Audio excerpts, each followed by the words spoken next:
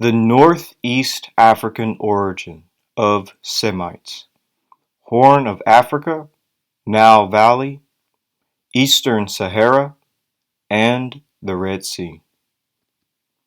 I'm going to use the 4 fields of anthropology to discover the origin of Semites. But what are the 4 fields of anthropology? Physical anthropology, archaeology, linguistic anthropology, and cultural anthropology. These are the 4 subfields of anthropology. Understanding the origins of Afroasiatics and Semites is very important because the ancient Hebrews of Israel are an Afroasiatic Semitic people. The Israelites were a confederation of Iron Age Semitic-speaking tribes of the ancient Near East. Hebrew people are mostly taken as synonymous with the Semitic-speaking Israelites.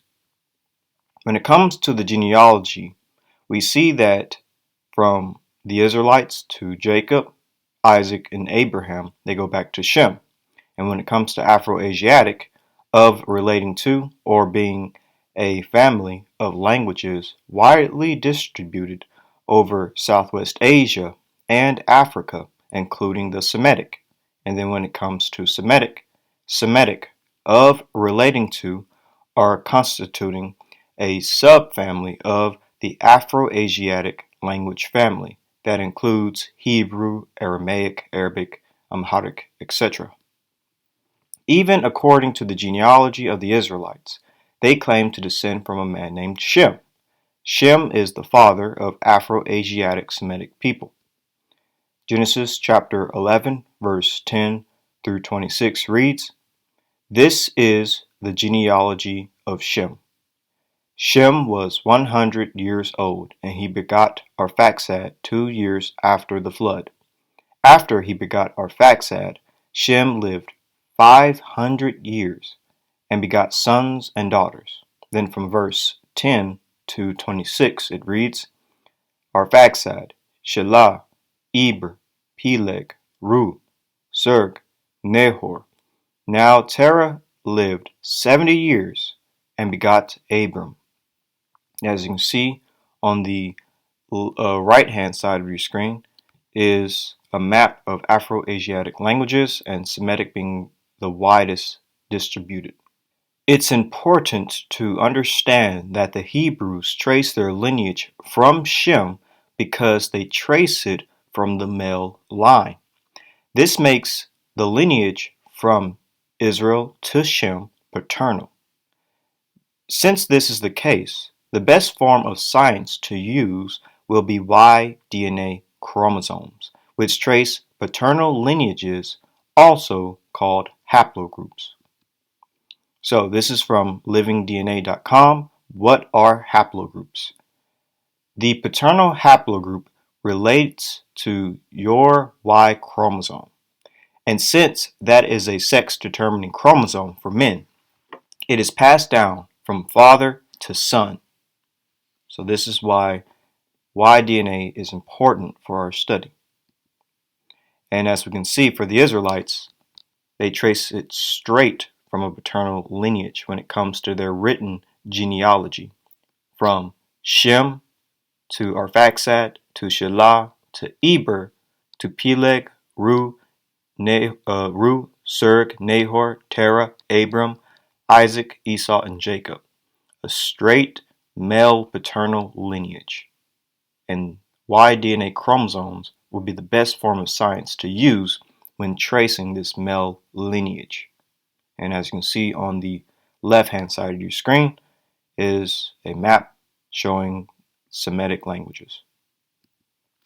I'm going to use an old Earth model to discover the origins of Semites. This video will explain what the old Earth model is. Before I play the clip, I want to make it known that I am protected under fair use. I'm using this video for teaching purposes as well as research purposes. I am protected under Title 17 U.S.C. Section 107. Again, this is a copyright disclaimer. I am protected under fair use. I'm using this video for teaching and research purposes. My name is Gerald Schroeder. I have a, thank God, a strong science background from MIT, Massachusetts Institute of Technology, bachelor's, master's, PhD, 7 years in the physics staff, seen a whole range of atomic bombs detonated, moved to Israel, met my wife, Barbara Sofer, a great writer, and then teach Torah and science. So luckily, I'm lucky that I have the two that come together. And one of the questions that I'm asked as a scientist is, how can a scientist really believe that there's something what we refer to usually as God? You know, is this metaphysical whatever acting in the world or producing the world? And the irony is, the question's really a non-starter. Science has in fact discovered God. And you can talk to the hardline atheists and they will say, it looks like science has indeed discovered God. And how would that be? Well, if you take the trouble of going to the web and there type in WMAP, the initials for a satellite, it's a diagram that shows the development of the universe from the creation over time. It's a timeline. Every word on that diagram comes from the NASA site. It is the condensed knowledge of the scientific community of how the universe created and how it got to where we are today. Each of the lines, the vertical lines, is another billion years. Okay, you start from a burst of energy at the extreme left side of the diagram, and you end up at the far end with the oval. The oval is to indicate expansion in all directions. Of course, because it's a timeline, we can't show that on a single piece of paper. We see here, most amazingly, that on the extreme left edge, it shows a beginning to the universe. Now go back less than 50 years. If I were teaching that at Tech, a person could lose tenure saying that there was a creation of the universe. It sounds like it's Bible. Because less than 50 years ago, the overwhelming scientific opinion was the universe is eternal. There was never a beginning. The Bible is wrong from the very first sentence. And then we discovered, suddenly, Arno Penzias and Robert Wilson, the Bell Labs in New Jersey, the northeast of the U.S., discovered the echo of the Big Bang, the energy left over, which George Gamow, 60 years ago, predicted that if there had been a universe created hot and small, it would have exploded, and the energy would get more and more dilute. And Penzias and Wilson, these Arno Penzias and Robert Wilson, discover this energy that had been predicted overnight. The Bible got it right. There was a beginning to the universe. Now, the black in the diagram is nothing. It's not a vacuum. Vacuums are within that diagram, within that cone of expansion. Vacuums are empty space, and space is something. The black of the paper around the diagram is nothing. It doesn't fit in our human brain because humans think in a box made of time, space, and matter/energy. No human, as clever as they might be, as expansive as they might be, thinks out of that box. So when we say outside that diagram is nothing, we can use the words, but we can't conceive of nothing. It doesn't fit in the human brain. How are we going to have this idea of is there a God or not? Notice that the creation force isn't the three-letter word God. If you look at the words carefully, it's a quantum fluctuations. That understanding was first brought down by Ed Tryon, brilliant human being, in the journal Nature almost 40 years ago. The universe allows creation of something from nothing, provided you have the laws of nature, the quantum fluctuation. Tryon realized, and he published in the journal Nature, one of the two leading peer-reviewed journals in the world, that you can create something from absolute nothing, provided you've got the laws of nature, quantum physics and the laws of relativity. In other words, the laws of nature. So look what science has discovered. We can create the universe from absolute nothing, provided we have the forces of nature. Now, the laws of nature, the forces of nature aren't physical. They act on the physical. So if they create the universe, that means they predate the universe. So now we have a set of forces, we call them the laws of nature, that are not physical, that are able to act on the physical. They create the physical from absolute nothing.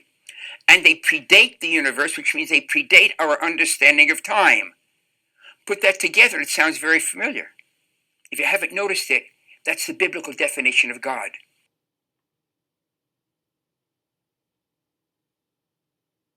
There's only one nuance that's left hanging. We can talk about it another time, perhaps. Is that which created the universe, those forces active in the universe. But up to that point, science says you are correct. The definition of the biblical God is predates time, outside of time. God is not a physical being, is a force, and it creates the universe. You'll notice at the opening chapter of Genesis, the only name for God is Elohim, God as manifest in the universe. Science has indeed discovered the biblical God, or we just need one part left, crucial. That which created the universe is also active in the universe itself. The very fact that you're watching this now pretty much establishes that point. Old Earth creationism is a form of creationism which includes day-age creationism, gap creationism, and progressive creationism. Broadly speaking, OEC, Old Earth creationism, occupies a middle ground between young Earth creationism and theistic evolution.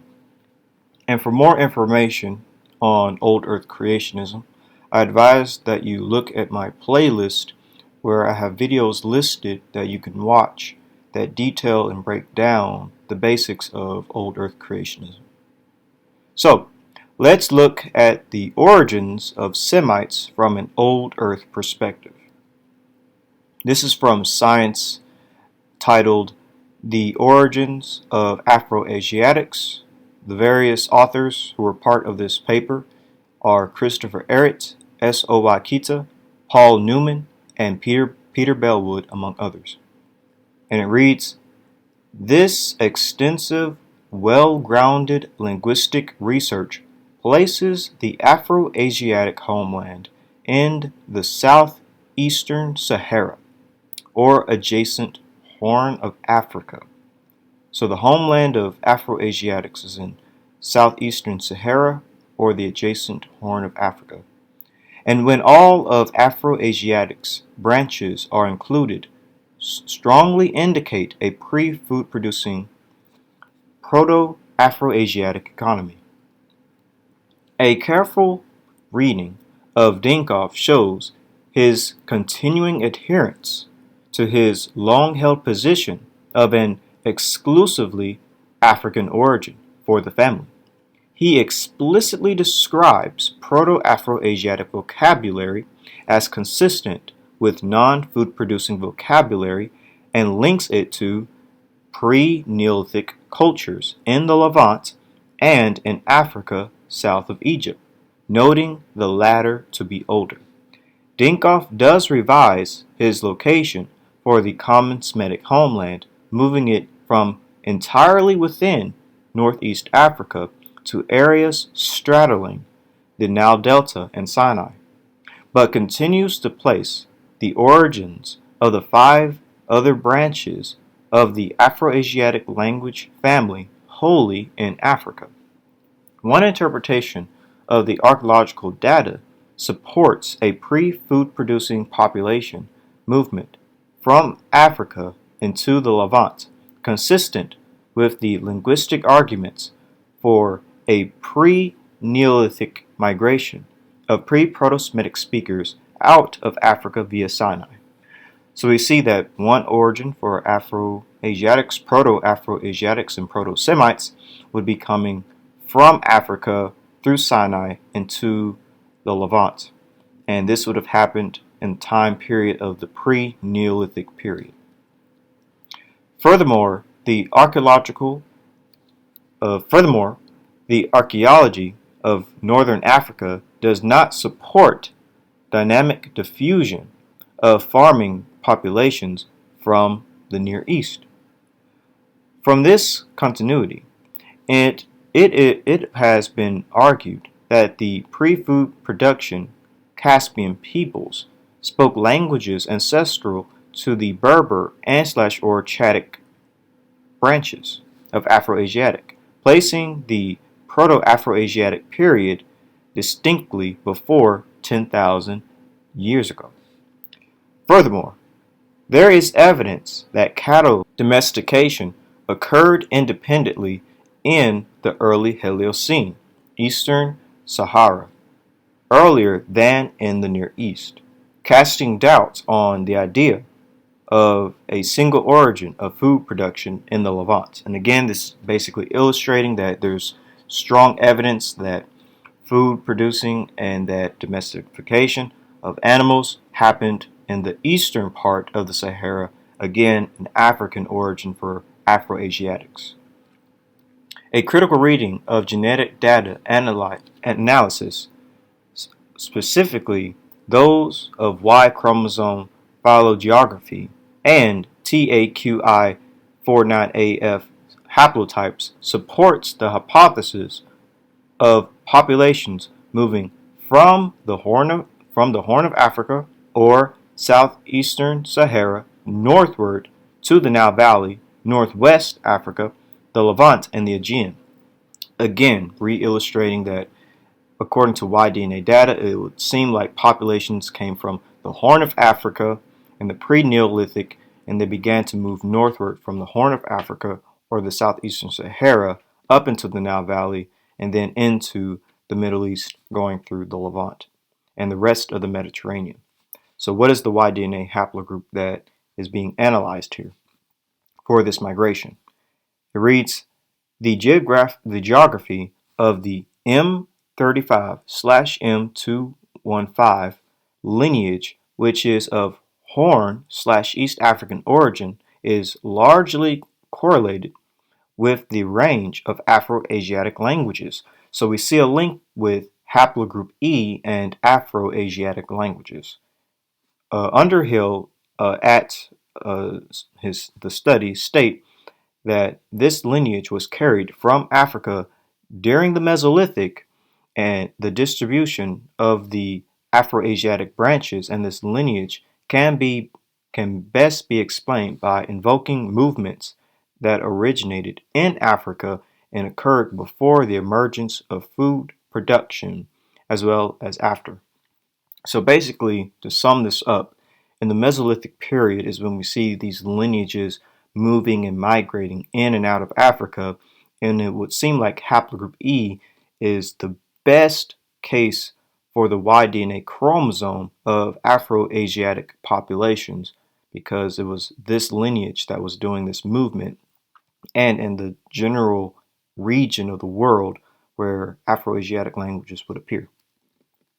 So according to Christopher Ehret, S.O. Wakita, Paul Newman, Peter Bellwood, and Iger M. Denkoff, Afroasiatics and Semites came from southeastern Sahara or the Horn of Africa. The time period of the origin is around the Mesolithic area, and Afroasiatic Semites would have also had haplogroup E. So here's a good map just showing right here where you can see this green dot. This would be sort of like the homeland of Afroasiatics. And then Semites would come out of Africa, migrating up through the Nile Valley, as I read, and going into the Levant. And you would have Semites, a possible second route, coming over the Red Sea into Yemen. But it's likely that they would have traveled north across the eastern Sahara and then in through Sinai into the Levant. And this fits perfectly with DNA. We have haplogroup DE, and then you have haplogroup E migrating up the eastern Sahara or the Nile Valley, and then concentrating itself in the northern part of Africa, and then it would move through Sinai into the Levant. So we see a perfect example of that migration. If this is the case, then it makes it impossible for haplogroup J to be considered Afroasiatic and Semitic in origin. I'm going to say that again.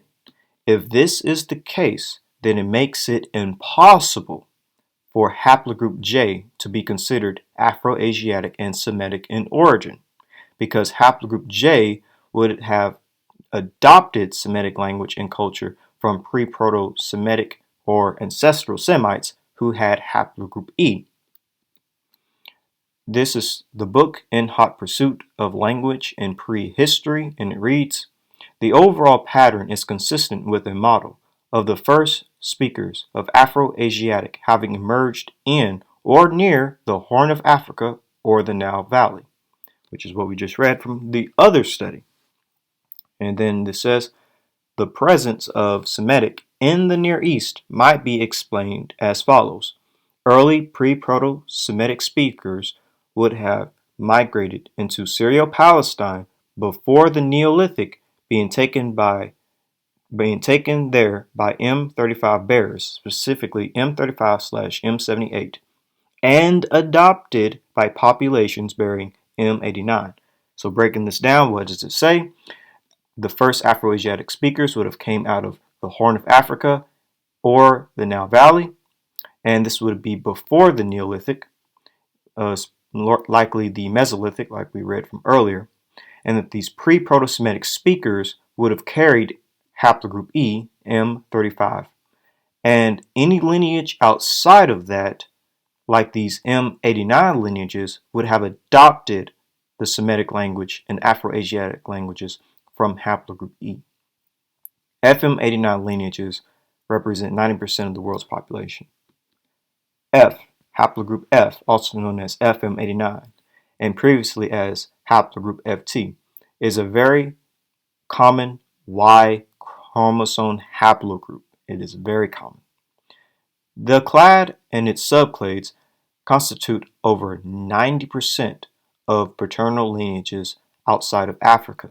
This even includes haplogroup J. Haplogroup J descends from IJ, and then IJ goes back to F.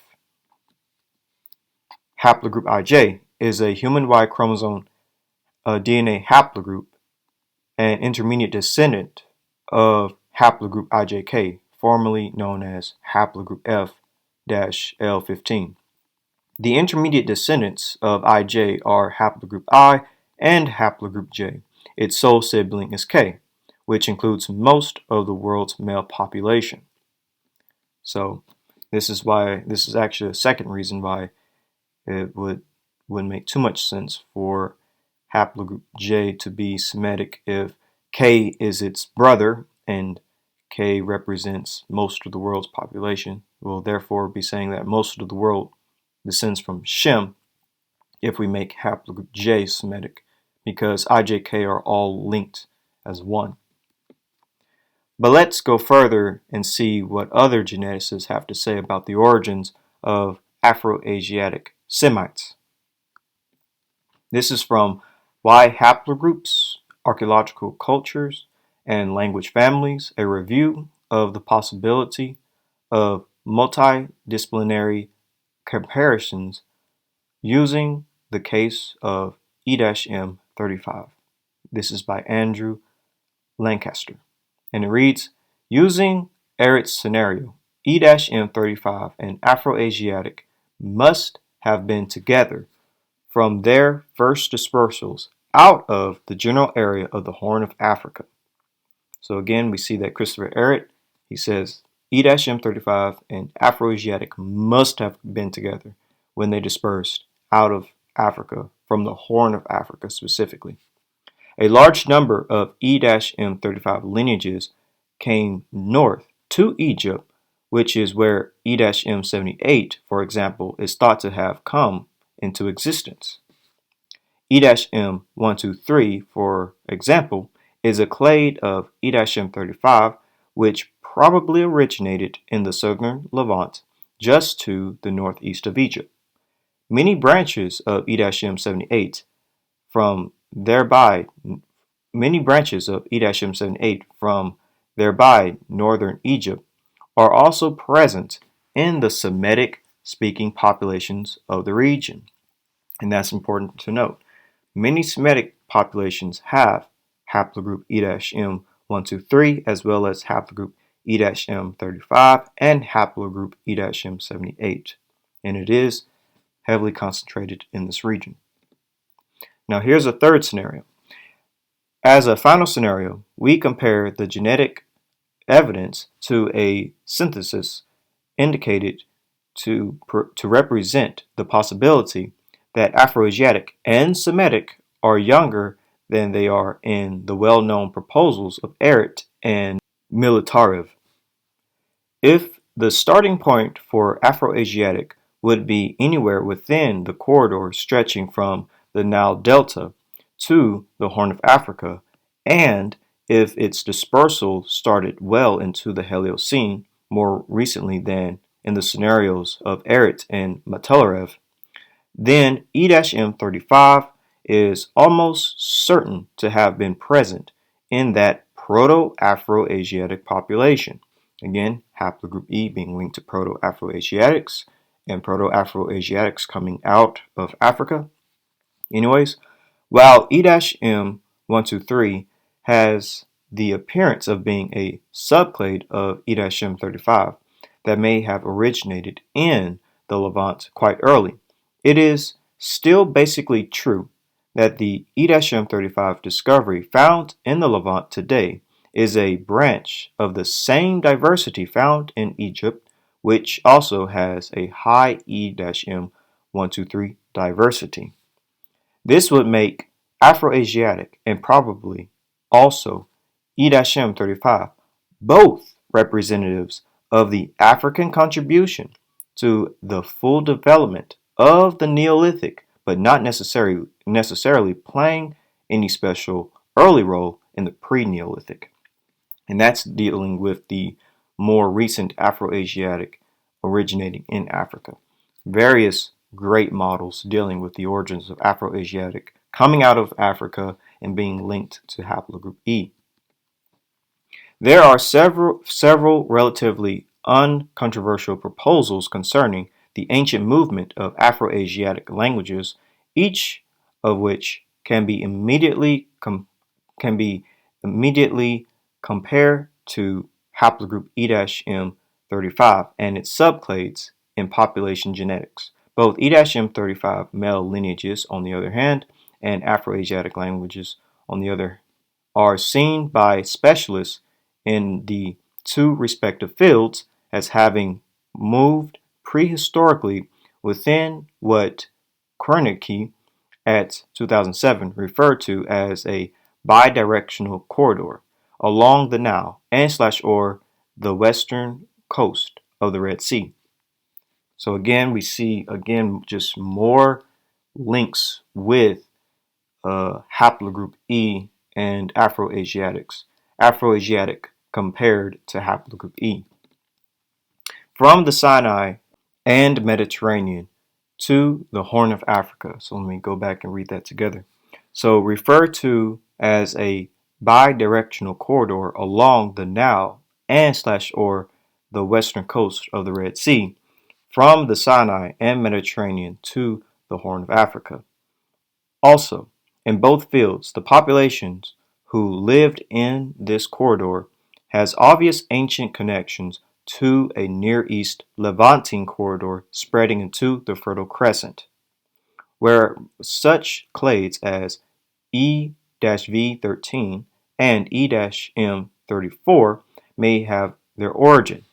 Middle Eastern Semitic-speaking populations typically also have a smaller presence of E-M35 Eurasian lineages than most African populations of the Afroasiatic speakers, with the apparent exception of Chadic. There is also, in both cases, an obvious connection to the west of the Nile in the direction of the Sahara and along the southern Mediterranean.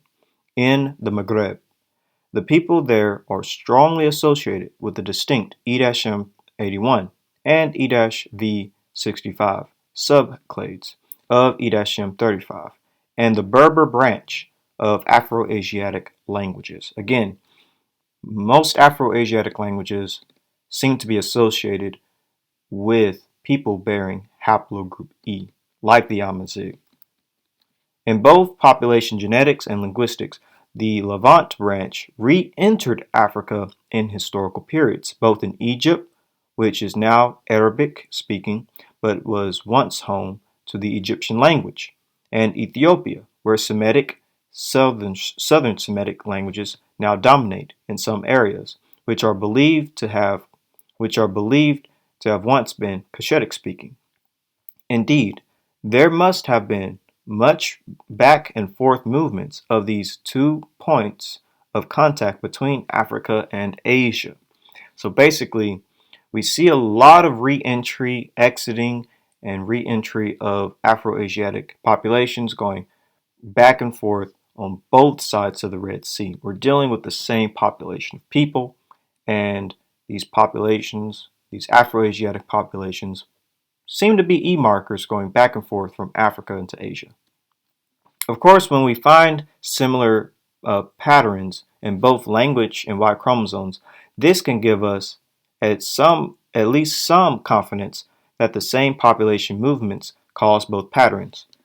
With this in mind, it is proposed that we may at least assume a strong likelihood that E-M 35 male lineages were involved in at least many of the migrations and cultural transmissions which caused the present and historical distribution of Afroasiatic languages. So yet again, we see a strong likelihood, a strong connection between haplogroup E, male lineages, and Afroasiatic languages. And as I said earlier, these populations were in both Africa and Asia, moving back and forth. And again, the best likelihood for Semites having E is mind-boggling. So, in Andrew Lancaster's paper, there are many linguists and geneticists, such as Andrew Mitolvy, who see evidence of Afroasiatic Semitic origins in the Horn of Africa / the Red Sea region around the time of the Neolithic, and that these early Semites would have had haplogroup E.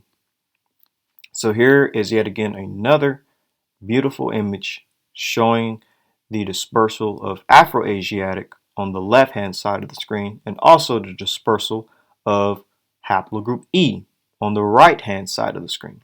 So here we have the Proto-Afro-Asiatic homeland in the Horn of Africa. You have another branch of Afroasiatics going north. This will become the North Afro-Asiatic heartland. And then you will branch off into Berbers. As we read earlier, Berbers typically have E-M81. And then we have Egypt. And then we have Semitic going into the Levant, crossing through the Sinai. And we have arrows pointing going from Asia into Africa and from Africa into Asia. Again, this represents back and forth migrations of Afroasiatic populations. And we see the spread of Semitic into the deeper parts of the Middle East. But also, this fits even with DNA, as we read earlier. We have haplogroup E going up the Nile or up the Eastern Sahara. And then we have branches of E going into northern Africa, much like with the Berbers. And then we have branches of Semites going through the Sinai and into the Middle East, where we see many E clades within the Middle East. And we have them even going into Europe, Southern Europe, where there's a lot of contact with Afroasiatic populations. So again, haplogroup E, Afroasiatic, they mix beautifully. If this is the case, then it makes it impossible, again, it makes it impossible for haplogroup J to be considered Afroasiatic and Semitic in origin. Haplogroup J would have had to adopt Semitic language and culture from Afroasiatic Semites, because all evidence points to Afroasiatic Semites having haplogroup E. And this paper illustrates that. This is from haplogroup F-M89 Familypedia, and it reads, however, certain subclades of haplogroup E, which commonly occurs among all modern populations of Africa, are also closely associated with the distribution of Afroasiatic languages, both within Africa and in Southwest Asia, which many scholars have taken to support the hypothesis of a Northeast African origin of the Afroasiatic languages and subsequent colonization of Southwest Asia by haplogroup E3b bearing Proto-Semites, which is what we've been reading over and over and over again. Under the scenario of an of an African origin of Afroasiatic languages, the occurrence of Eurasian Y chromosome haplogroups J, K, and R among Afroasiatic speaking populations of North Africa and East Africa would imply Eurasian immigration or gene flow into North Africa, accompanied by the loss of the Eurasian ancestral language and assimilation into the indigenous Afroasiatic culture. So basically, groups carrying haplogroup J, K, and R would have lost their ancestral Eurasian language and they would have assimilated into indigenous Afroasiatic cultures. And therefore, they would be Afroasiatic speaking peoples, people with haplogroup J, K, and R, but originally they were not. And that Afroasiatics originally had, and still have to this day to a greater extent, haplogroup E.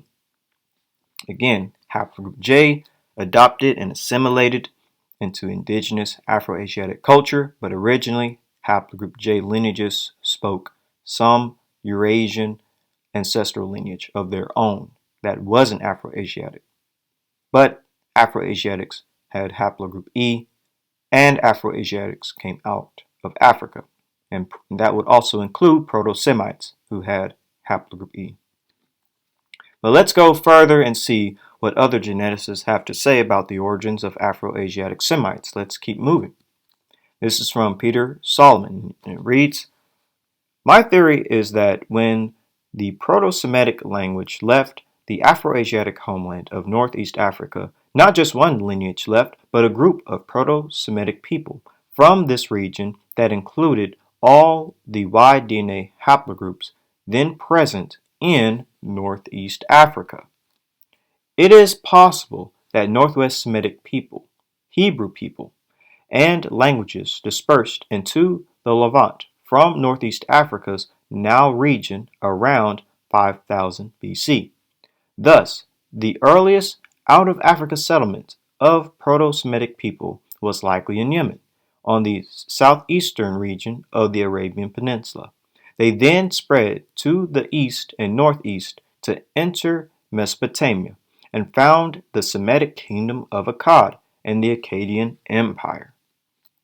In this group, many of us conclude that haplogroup E is one of the major founding haplogroups of the Semitic people, and that haplogroup E people were the ones who brought Proto-Semitic language out of the Afroasiatic homeland in Northeast Africa into the Levant and Mesopotamia. Again, an African origin for Afroasiatics in Northeast Africa moving into the Levant and into Mesopotamia, and that these early Afroasiatic and Proto-Semitic populations would have had haplogroup E. According to Peter Solomon Kowalskis, the best theory for the origin of Semites is in Northeast Africa around the time of the Neolithic, and that Proto-Semites would carry haplogroup E. So again, haplogroup E perfectly distributed among Afroasiatic populations in ancient times. You have your Berber or your Amazigh right here. You have your Ugaritic, Phoenician, and Egyptian right here.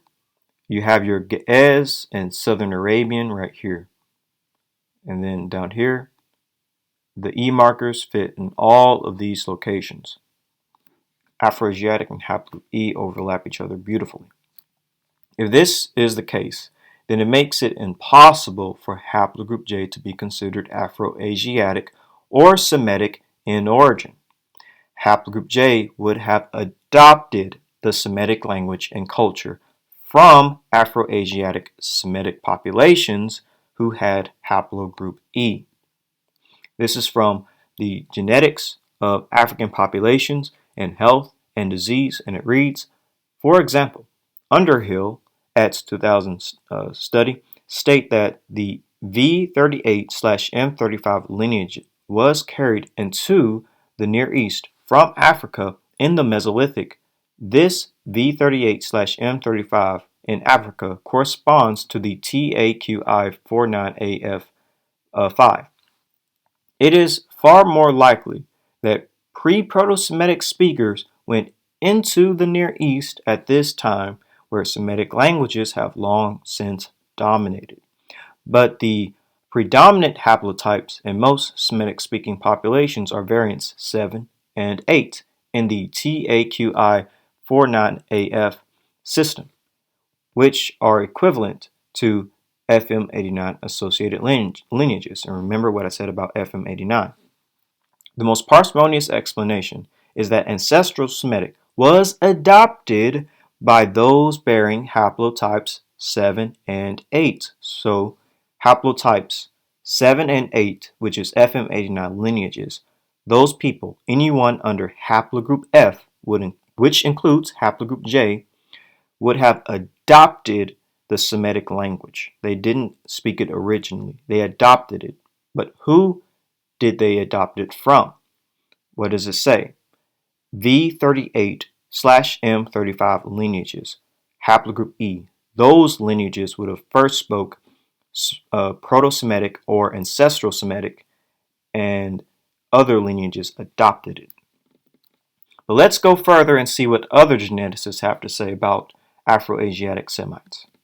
This is from the Afroasiatic language phylum, African in origin or Asian, and it reads, Greenberg in 1971 noted that 4 of the 5 members of his Afroasiatic language phylum are located on the African continent and only 1 mainly in Southwest Asia. Therefore, he saw the mother language from which they descended as being in Northeastern Africa. So Joseph Greenberg places the origins of Afroasiatic Semites in Northeast Africa, and it's also believed that these Proto-Semites would have carried haplogroup E. Here is a good paper that actually illustrates this. This is called The Complex Genetic History of East Africa Human Populations, and if you look at the section BE in the table, it says that B and E Proto-Semitic, and what is under it? Haplogroup E. And here is haplogroup E as well as the mitochondrial DNA right here. And basically they would have came out of Africa again, Northeast Africa, through Sinai. So we see another Proto-Semitic origin for haplogroup E. If this is the case, then it makes it impossible for haplogroup J to be considered Afroasiatic or Semitic in origin. Haplogroup J would have had to adopt the Semitic language and culture from Afroasiatic Semites who carried haplogroup E. This is Genetics, Egypt, and History, Interpreting Geographical Patterns of Y Chromosome Variation. And it reads, it can be postulated that select M35 carriers, speakers from Africa of a stage of ancestral Semitic, pre-Proto-Semitic, entered the Near East, where indigenous people adopted it and via ongoing language shift and population growth eventually became innumerably greater than the original speakers of the ancestors. So again, the pre-Proto-Semitic people, ancestral Semites, would have carried haplogroup E, and other people adopted it because of language shift, and these other people who adopted the Semitic language had a baby boom. There was growth, a population growth, and they became greater in number than the original people who spoke it. And who were the original people who spoke it? Haplogroup E. This is why you find a lot of people in the Middle East with haplogroup J that speak Semitic languages. Yes, you have more J that speaks Semitic languages because there was a population growth. But the original speaker is still haplogroup E, and you still have people with haplogroup E in the Middle East that speak Semitic languages as well. So basically, putting all our information together that we gathered from all corners of the earth when it comes to these linguists and geneticists, the origins of Afroasiatic Semites would be in northeastern Africa, the Horn of Africa, the Nile Valley, the Eastern Sahara, the Red Sea, etc. The time period is typically around the Mesolithic to the Neolithic. The Y-DNA chromosome of these Afroasiatics and Semites is always haplogroup E. Any other haplogroup today, such as haplogroup J, T, or R, that speak Afroasiatic languages are people who adopted it in ancient times. But haplogroup E is the original founder of the Afroasiatic tongue and culture. This is from Languages of the World, an introduction, 3rd edition. And basically, this illustrates everything that I just read. And I'm only going to read the parts that deal with the African origin of Afroasiatic and Semitic languages. So it reads, the question of the Afroasiatic homeland, the area where the ancestral Proto-Afro-Asiatic language was spoken, is still hotly debated. Candidate areas include the Levant, the Eastern Sahara, North Africa, and the Horn of Africa. So I'm going to read what's underlined in green, blue, and yellow because that deals with the African origin. In red, it deals with the Levant origin, which I'll cover later. A major alternative to the Levant as the homeland of the Afroasiatic languages is the Eastern Sahara/Sahel hypothesis advocated by Barley in 1987 and Christopher Ehret in 2004 and others. According to this hypothesis, Semitic languages originated in Ethiopia and crossed to Asia directly from there over the Red Sea. Now that's very fascinating. So there actually is an Ethiopian Horn of African origin of Semites. Scientists actually do say that Semites could have quite literally came out of Ethiopia or the Horn of Africa. Now a third hypothesis advocated by Zarians in 1990 places the Afroasiatic homeland in North Africa and associates its expansion with the spread of the so-called nomadic pastoralism complex, which dispersed spreading south along the shores of the Red Sea and northeast around the edge of the Fertile Crescent. According to this hypothesis, Semitic speakers crossed from South Arabia back into Eritrea, rather than the other way around, as proposed by the prominence of the Eastern Saharan/Sahel hypothesis. So there's a North African origin when it comes to Afroasiatics and Semitic populations, and I'll deal deeper with the North African origin at another time. And then finally, the Horn of African hypothesis, proposed primarily by Christopher Ehret in 1982, 1995, and 2002, places the Afroasiatic homeland in present-day Ethiopia and Eritrea. This hypothesis is based on the idea that the highest degree of divergence among languages of a given language family is found in geographic proximity, if not in the exact location of its homeland. So that is specifically dealing with the Horn of African origin of Afroasiatics and Semites. Very interesting. Overall, a Northeast African origin of Afroasiatic populations and Semitic populations, starting from the top of North Africa all the way to the bottom of the Horn of Africa, a Northeast African origin of Semites. And this fits perfectly with DNA. This is from Y chromosome E haplogroups, their distribution and implication to the origin of Afroasiatic languages and pastoralism. And it reads, the Proto-Afro-Asiatic group carrying the E-P2 mutation may have appeared at this point in time and subsequently gave rise to the different major population groups, including current speakers of the Afroasiatic languages and pastoralist populations. Yet again, Proto-Afro-Asiatic being carried or carrying E-P2 haplogroup. So, the Afroasiatic Semitic homeland is in Africa. Afroasiatic Semites would have had haplogroup E, and Afroasiatic Semites would basically be Africans, which is what Jared Diamond actually would say. This is from Guns, Germs, and Steel, and it reads, Greenberg determined that Semitic languages really form only one of the 6 or more branches of a much larger language family, Afroasiatic. Even the Semitic subfamily itself is mainly African, 12 of its 19 surviving languages being confined to Ethiopia. This suggests that Afroasiatic languages arose in Africa and that only one branch of them spread to the Near East. Hence, it may have been Africa that gave birth to the languages spoken by the authors of the Old and New Testaments and the Quran, the moral pillars of Western civilization. And here's a conversation with Christopher Ehret, who basically says the same thing, that Semites are Africans.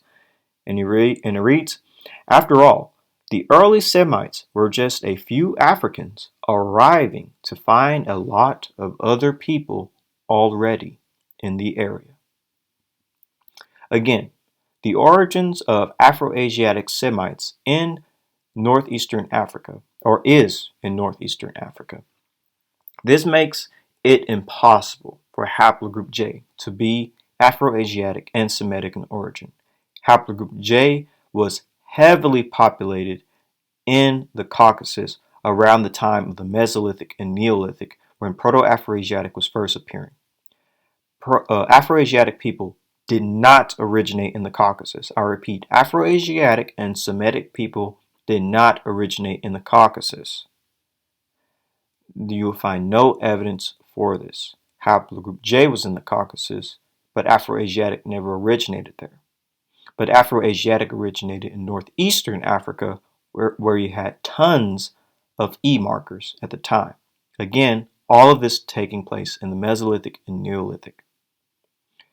Even geneticist Razib Khan has even stated this.